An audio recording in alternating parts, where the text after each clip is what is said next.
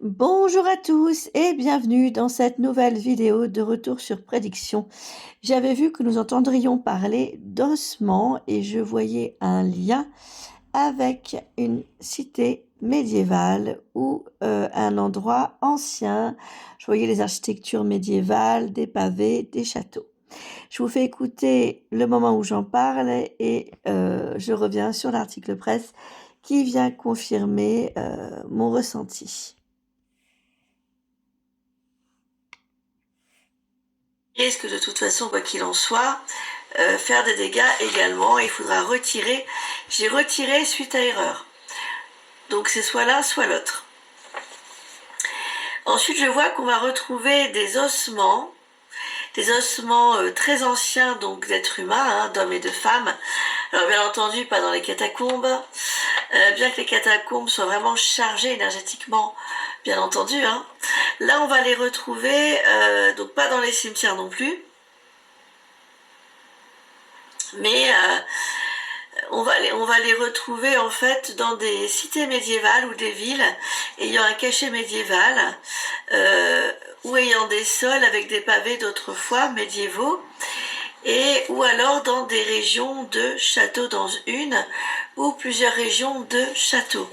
Ces ossements ont la particularité d'être très anciens, ils vont être retrouvés, donc ils sont sous terre, hein, à mon sens, ou alors dans un ou plusieurs châteaux, ou sous des pavés, parce qu'on va vraiment montrer les costumes de l'époque. Pour moi, c'est dans une ou plusieurs régions françaises ou étrangères dans lesquelles il y a des châteaux, voire même peut-être des visites guidées de châteaux, parce que comme on m'a remontré les costumes de l'époque, c'est peut-être lors d'une visite, je sais pas, ou des gens qui font la visite, ou qui doivent restaurer certains châteaux pour en faire après du tourisme, qui vont peut-être tomber là-dessus. En tout cas, ça va être assez impressionnant, et pas forcément très agréable.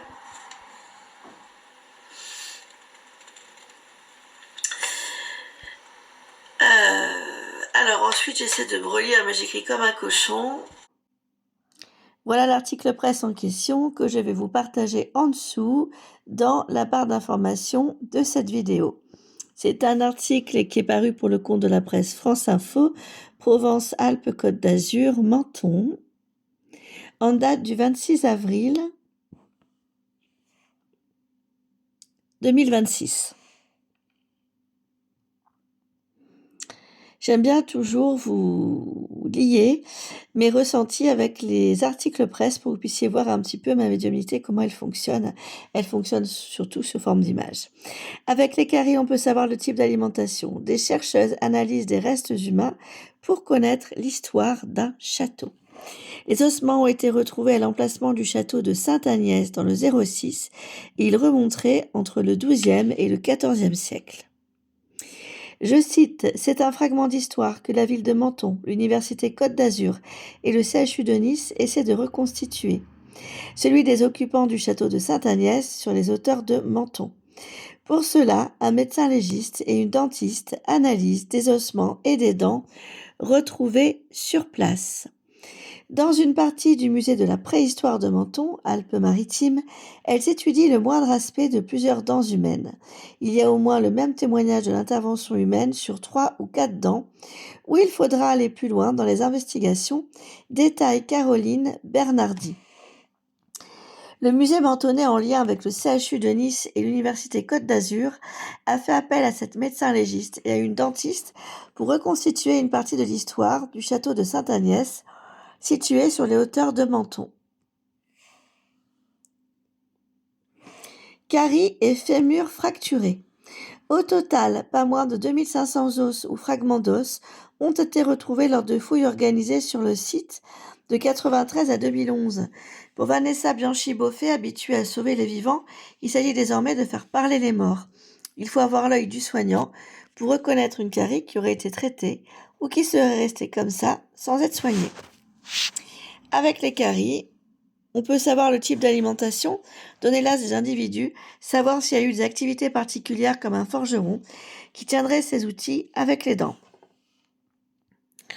Les deux professionnels ont déjà fait quelques découvertes. Nous avons retrouvé des signes évidents de soins sur des fémurs fracturés, explique Caroline Bernardi. À cette période, survivre à une telle fracture, c'est quelque chose qui implique forcément qu'on a bénéficié de soins. Ce n'était pas simplement une force de la nature. On était contente car cela n'est pas tellement décrit dans la littérature scientifique. Au total, 16 adultes et 11 enfants ont été répertoriés parmi les ossements des ancêtres qui auraient vécu entre le XIIe et le XVIe siècle. Revue spécialisée internationale. Ces découvertes viendront sans doute compléter l'histoire du château de Sainte-Agnès, perché à 800 mètres d'altitude, un lieu dont la période s'étend du XIe au XVIIIe siècle, qui reste peu documenté, mais qui a accueilli plus de 17 000 visiteurs l'année dernière. Ce château a servi à la défense et à la protection, précise Lionel Fernandez de l'association du jardin médiéval du château de Sainte-Agnès. On sait qu'il y avait un seigneur, le seigneur de Sainte-Agnès. Les civils étaient dans la partie basse, la partie fortine concernait la garnison, entre 5 et 7 personnes. Caroline Bernardi et Vanessa Blanchy-Beaufet vont bientôt soumettre le résultat de leurs recherches pour une publication dans une revue spécialisée internationale. Quant à une exposition publique de ces découvertes, rien n'est encore décidé. Merci de votre confiance, à très bientôt pour de prochaines vidéos. Portez-vous bien, prenez soin de vous, sortez couverts.